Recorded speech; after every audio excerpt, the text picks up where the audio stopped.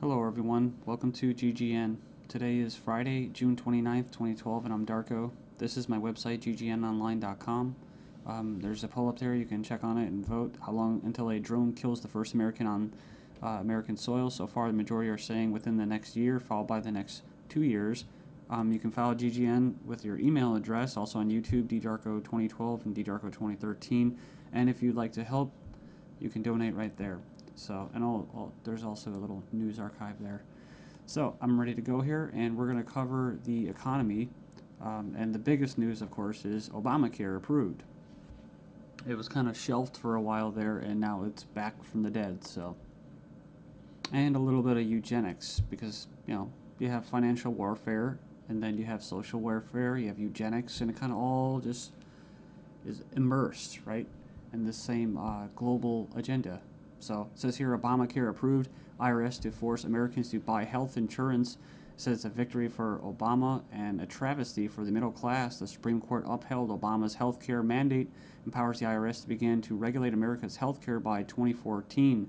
Expect IRS thugs armed with shotguns knocking at your door to fine you almost $700 a person or $2,000 per household for failure to purchase health insurance. If you fail to pay the outrageous fine, expect to be sued by the IRS. It says here that revised healthcare laws remove the penalty of almost $250,000 in imprisonment up to 5 years. It says here this ruling allows the federal government to force citizens to enter a contract with private corporations to buy health insurance. This is happening just days before the 4th of July, when Americans won its independence from British tyranny, and now we face the same tyranny today. It says here by 2014, all Americans will have to submit or face being fined and sued by the Internal Revenue Service. The American people are already struggling financially with record unemployment, inflation, and trillions of dollars in national debt. By the time health insurance becomes mandatory, the middle class will be financially bankrupt. This is the reason why the military and police are preparing for martial law in the U.S. streets, says because people will revolt against the system that has basically turned people into financial slaves. So it says here that they're conditioning Americans with checkpoints and speed traps, army drones to spy on us. We're going to cover all this, rolling out the tanks and putting military goons on residential streets to prepare us for what is to come in the future. It says here the Bilderberg Group discussed in Spain about wanting to level America into a third world impoverished nation where we're all poor under world government dictatorship. It says here soon the Americans' standard of living will drop significantly, and it won't just be the standard of living, it will be their age of death, right? Their basically the average lifespan. It says here services will be cut. We're going to get into that too, death pathway and stuff like that. Taxes will be increased until we become so poor that we are unable to fight, and resistance will be futile. As Americans issue split decision on healthcare ruling, nearly 2/3 believe politics played too great a role. So it says Americans are sharply divided over Thursday's Supreme Court decision on the 2010 healthcare law, with 46% agreeing and 46% disagreeing with the High Court's ruling that the law is constitutional. Then you have from the Daily Bail, Obamacare complicated. Check out the flow chart.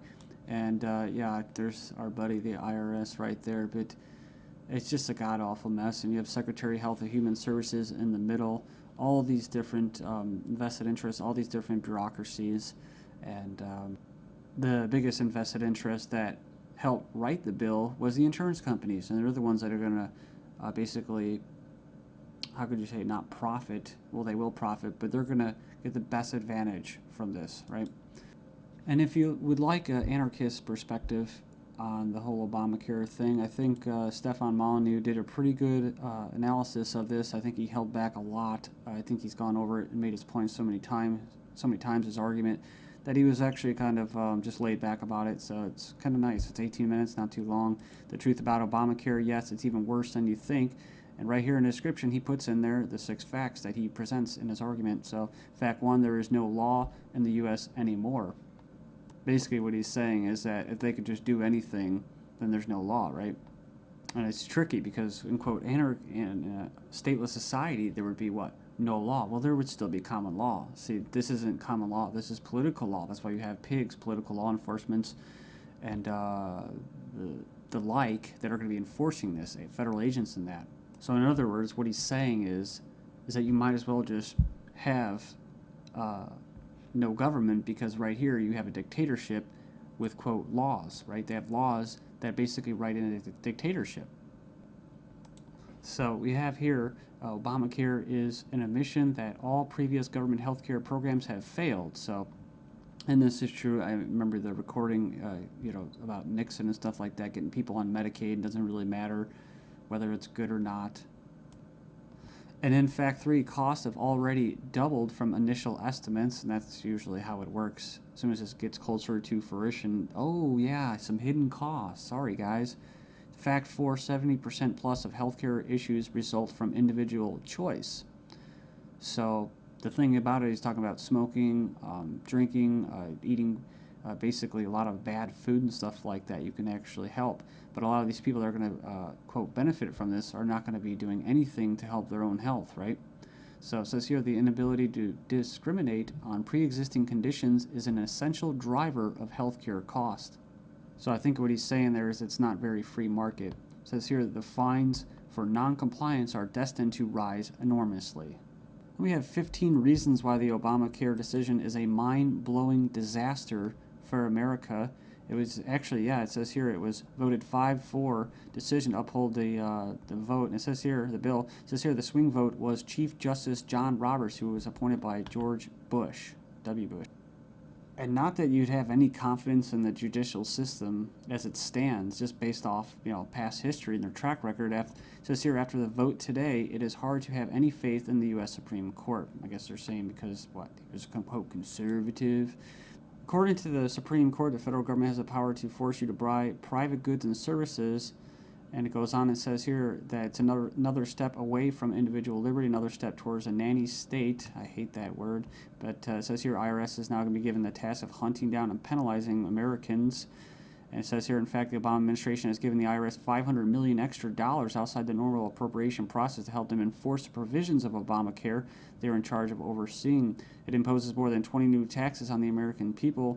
And you can click the link there. If you click the title of this article, you can find it and check it out. So it says here, number 5, an attempt to control costs and promote efficiency. Obamacare limits the treatment options that doctors and patients can consider. In other words, the death pathway, right? The British system, this is likely to result in a decrease in life expectancy. That's what I was talking about in the United States in the beginning of this video.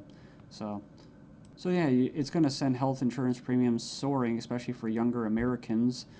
And, it's going to crush small businesses, as they say. And number 9, Obamacare is going to make the emerging doctor shortage in America a lot worse. So hundreds of thousands of doctors are leaving the medical profession because of this. It says here it's already forced the cancellation of dozens of doctor-owned hospitals.